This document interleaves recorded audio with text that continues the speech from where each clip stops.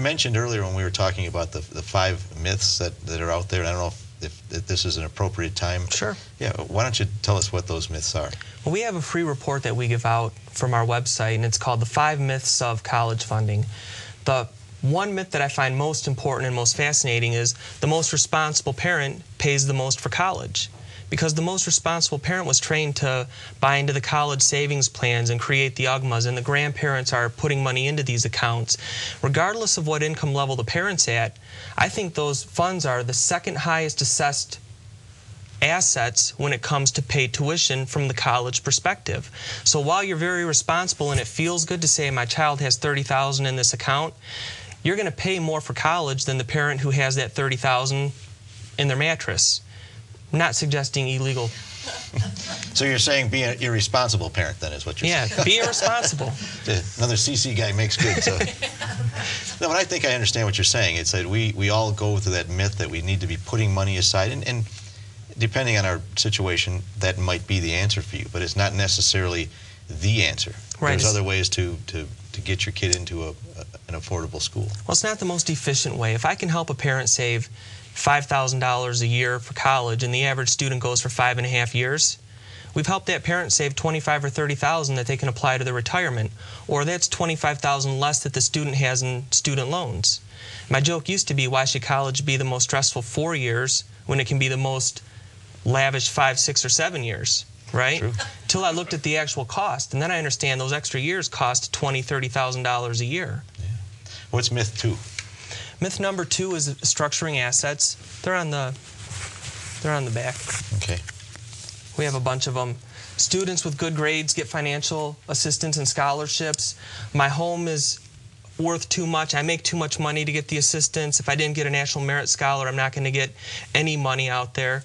But the reality is all those are myths. And if you understand how the system works, you'll understand how to play the game. It's like playing tic-tac-toe when you're a kid. You got spanked until you understood how to block the offense. And that's what we want to teach. I want to make sure I run through these in the limited time we have and then get some information about you and your company. The rest of the myths are number 3. My income's too high to qualify for financial aid. The next one, if my child gets turned down for need-based aid, I shouldn't reapply. My child didn't win a scholarship, so free money is not available. Only students with good grades get financial aid, and private colleges are only for the rich.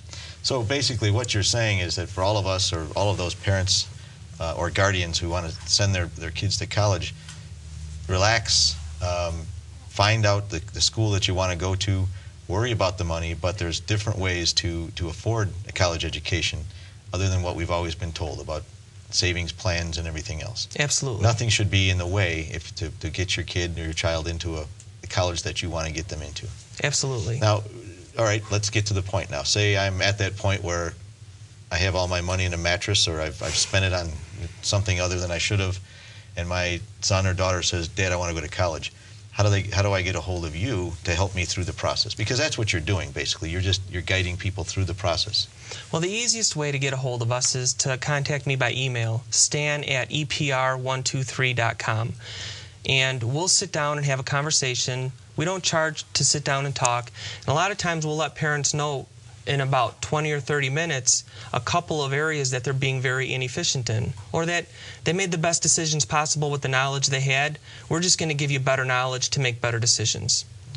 So for anybody who's thinking about it, it would be silly not for them to contact you.